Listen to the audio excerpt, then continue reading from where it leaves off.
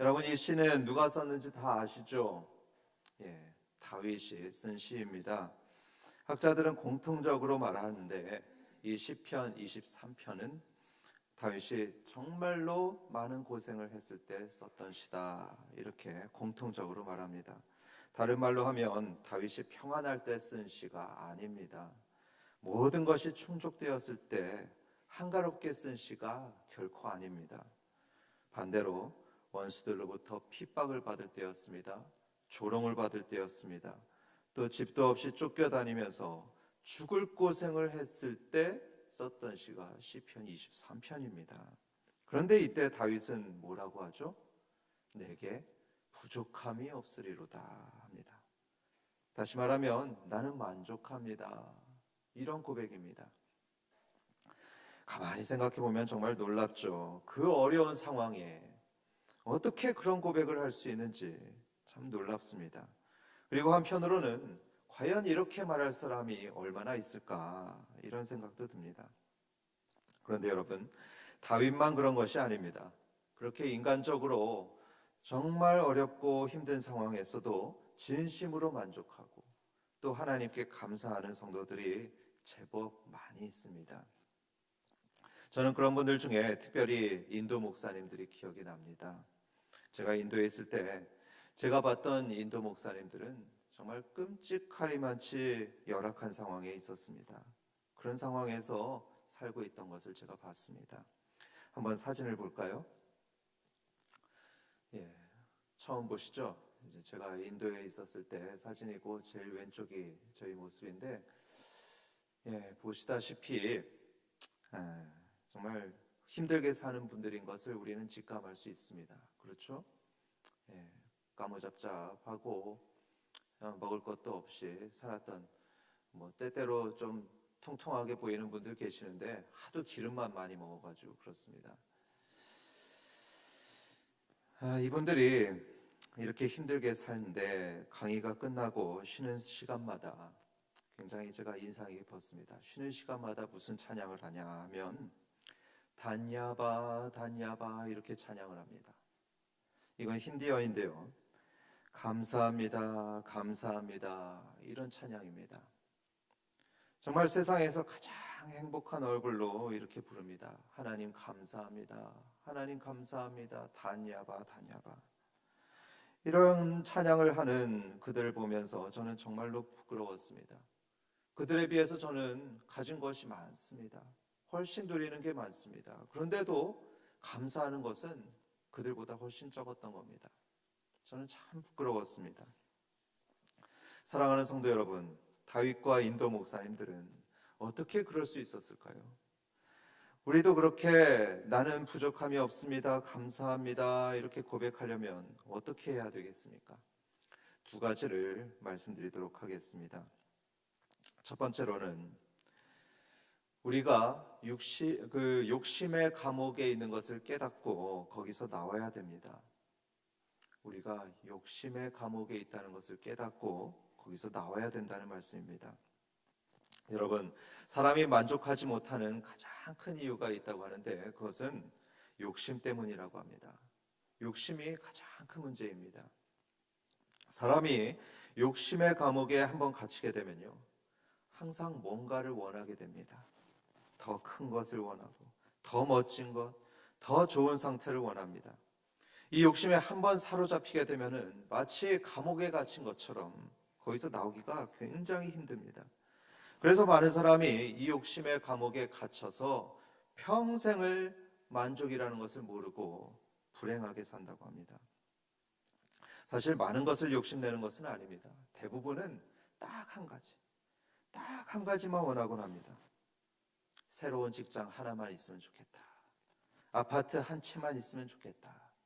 배우자 한 명만 있으면 좋겠다. 이렇게 딱 하나만 원하는 것입니다. 그리고 그 하나만 얻으면 만족이 찾아옵니다. 하나만 얻으면 욕심의 감옥에서 풀려나옵니다. 그런데 문제는 그 다음이죠. 새로 얻은 직장은 곧바로 낡은 직장이 되어버립니다. 새로 얻은 아파트는 대출금 때문에 힘이 듭니다. 층간소음 때문에 힘들어집니다. 또 결혼해 보니까 배우자에게서 나쁜 습관을 발견합니다. 그러니 동시에 기쁨은 사라져버리죠. 기쁨은 어디선가 사라져버리고 또다시 뭔가를 원하는 욕심의 감옥에 갇혀버립니다. 지금 여러분은 혹시 이런 상태에 있지 않으십니까? 욕심의 감옥에 갇혀 있지는 않습니까? 만약에 우리가 참된 만족을 얻고 싶다면 이런 자신의 상태를 먼저 깨달아야 됩니다. 아이고야, 내가 욕심의 감옥에 갇혀 있구나. 그것을 깨닫고 빠져나올 생각을 해야 됩니다. 그리고 우리가 너무나 자주 잊고 지내는 것을 한 가지 상기해야 됩니다. 뭘 상기해야 되냐 하면 우리가 가진 것은 사실 우리 소유물이 아니라는 것입니다. 우리가 가진 건 우리 소유물이 아닙니다.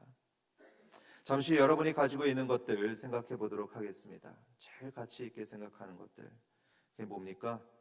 내 명의의 집, 내가 운전하는 차, 또 내가 저축한 돈, 그리고 주식. 이렇게 여러분들이 가치 있게 생각하고 있는 것들을 한번 떠올려 보십시오. 그리고 성경의 말씀을 지금 들으시기 바랍니다. 전도서 5장 15절의 말씀입니다. 그가 모태에서 벌거벗고 나왔은즉 그가 나온 대로 돌아가고 수고하여 얻은 것을 아무것도 자기 손에 가지고 가지 못하리니. 이런 예화가 있습니다. 미국의 록펠러, 지금까지 인류 역사상 가장 부자였다고 하는 분이죠.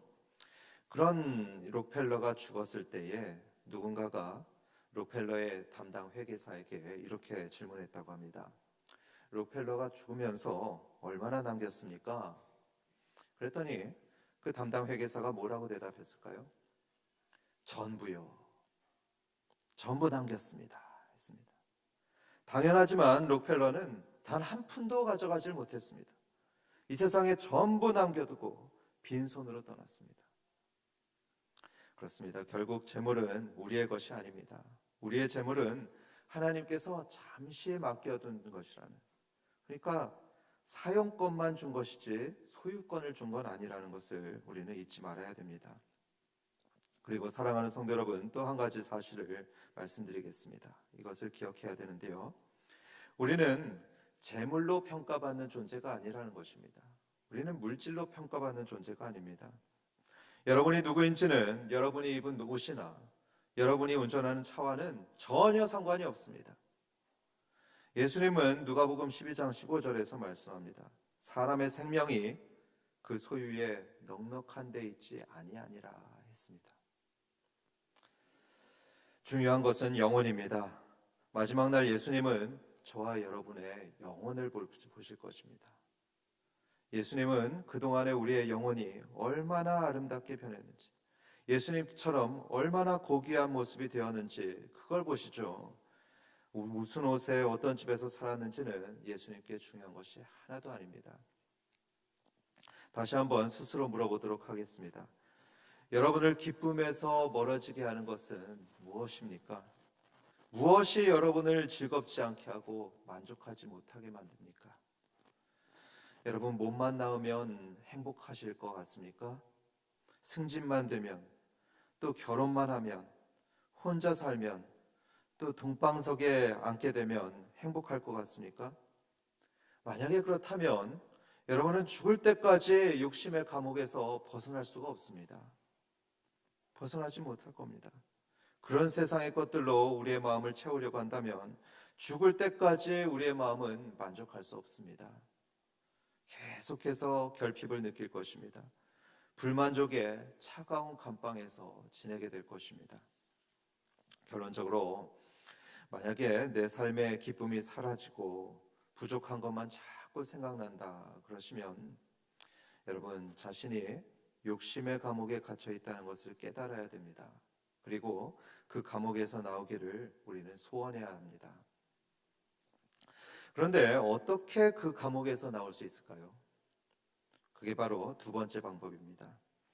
두 번째로 우리가 만족을 누리고 진정한 행복을 누리기 위해서는 하나님께서 우리의 목자라는 것을 반드시 믿고 기억해야 합니다.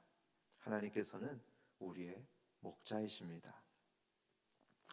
여러분, 다윗이 내게 부족함이 없으리로다 이렇게 고백했던 것은요, 정말 아무것도 없는데도 그렇게 마치 암시를 하듯이 자기 암시처럼 말한 게 아닙니다. 나는 괜찮아, 난 부족하지 않아, 이렇게 주문 외듯이 말한 것이 아닙니다. 그게 아니고 다윗이 정말 부족함이 없도록 만들어준 것이 있었습니다. 아니, 그런 분이 있었습니다. 그분이 누구냐면 바로 하나님이십니다.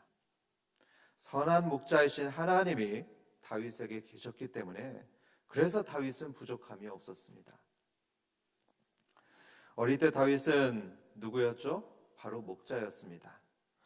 목자 생활을 하면서 이 다윗은 양이 얼마나 약하고 얼마나 어리석은지, 그래서 도움이 얼마나 필요한 존재인지를 너무나 잘 알았습니다.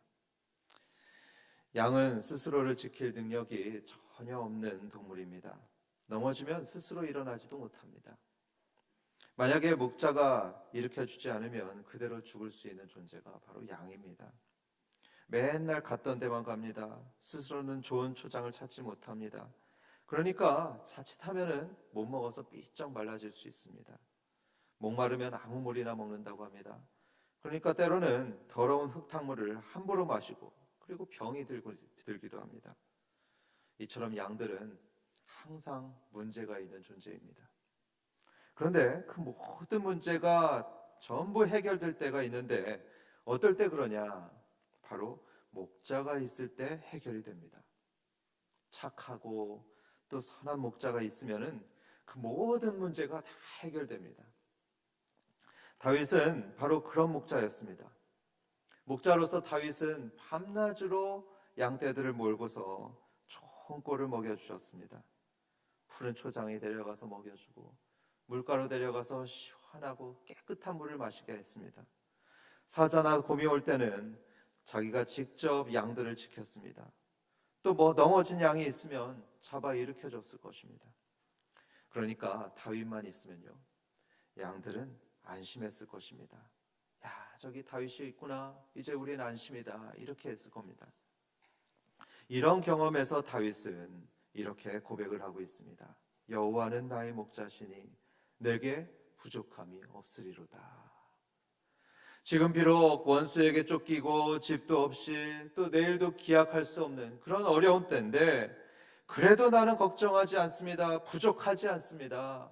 이렇게 말했던 것입니다. 왜 그렇습니까? 자기는 하나님의 양이고요, 하나님은 자기의 목자니까 그런 것입니다. 다윗은 압니다. 자기가 하나님 앞에서 얼마나 어리석고 얼마나 연약한 양이라는 걸 자기가 잘 알고 있습니다. 만약에 그것만 생각한다면 다윗은 불안했을 겁니다. 염려가 됐을 겁니다. 부족함도 느꼈을 것입니다. 하지만 다윗은 자신의 목자이신 하나님을 바라봤습니다. 선한 목자이신 하나님을 보면서 이 다윗은 안심할 수 있었습니다. 나의 목자이신 하나님이 내 곁에 있구나. 좀 있으면 나를 푸른 초장으로 인도하시겠지. 쉴 만한 물가로 인도하실 거야. 나를 맹수들로부터 지키시고 나를 일으켜 주실 거야. 그것을 믿으면서 다윗은 만족할 수 있었던 것입니다. 사랑하는 성도 여러분, 혹시 아직도 욕심의 감옥에 갇혀서 부족함만 보이진 않으십니까? 그렇다면 이제부터는 이 땅의 것만 보지 마시길 바랍니다. 이 땅만 아니고 눈을 들어서 하늘을 보십시오. 그리고 무엇보다도 여러분의 선한 목자로 지금도 여러분 곁에 계시는 그 목자님, 예수님을 바라보시기 바랍니다. 여러분, 사람이 어떠한지 그걸 어떻게 알 수 있습니까? 그 사람의 말만 보질 않죠. 말이 아니라 그 사람의 그동안의 삶을 볼 때 그 사람이 어떤지 다 알 수가 있습니다. 그런데 우리 예수님은 어떤 분이시죠? 그분이 정말로 선하신 분이라고 하는데 그것은 그분의 말뿐만 아니고 그분의 삶을 보면 우리는 확신할 수 있습니다. 예수님이 어떻게 사셨습니까? 단 한 번도 아픈 사람을 외면하신 적이 없습니다. 가난한 자를 차별하신 적이 없습니다. 나병 환자에 대해서는 직접 손을 대시면서 고쳐주신 분이십니다. 마지막엔 어떠셨죠? 죄인인 우리가 매를 맞고 죽어야 되는 것인데 예수님이 대신 채찍질 당하시고 십자가에서 죽으셨습니다. 목자이신 분이 양을 대신해서 죽은 것입니다. 이것을 볼 때 하나님은 분명히 선한 목자이십니다. 의심할 여지가 없는 선하고 사랑 많으신 목자이신 것이 분명합니다.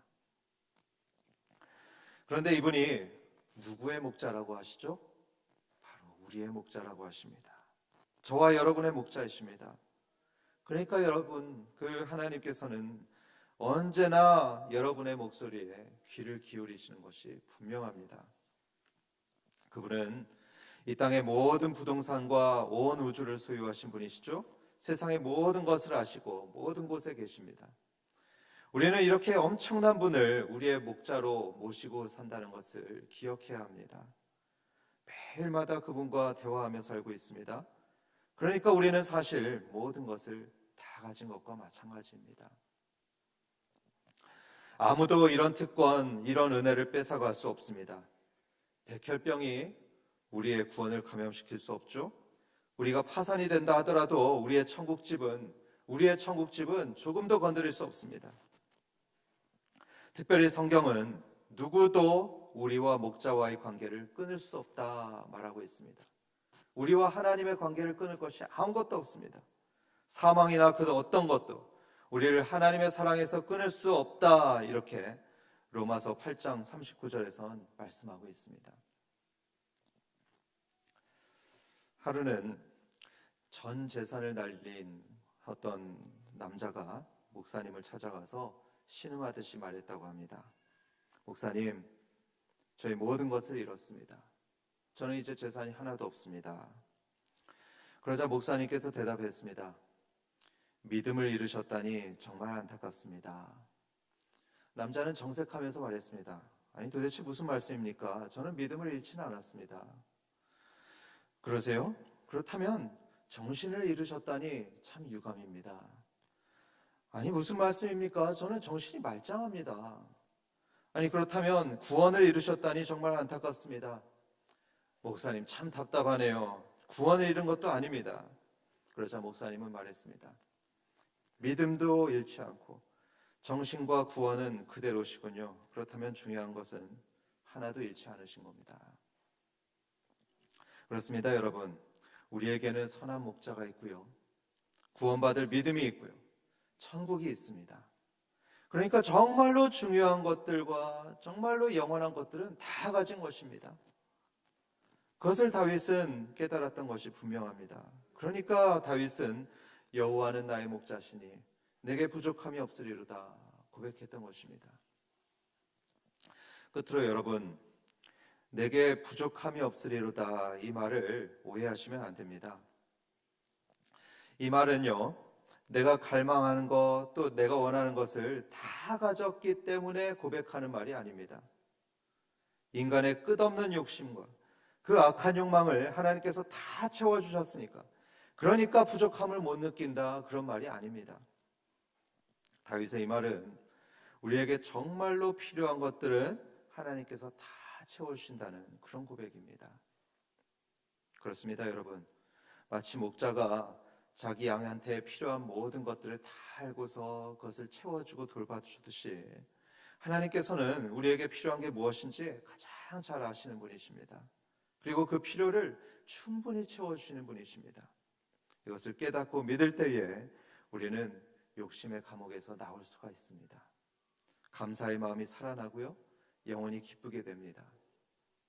믿으시고 이번 한 주간 저와 여러분의 하루하루의 인생길에 이 다윗이 경험했던 부족함이 없는 은혜가 함께 하시기를 주님의 이름으로 축원합니다.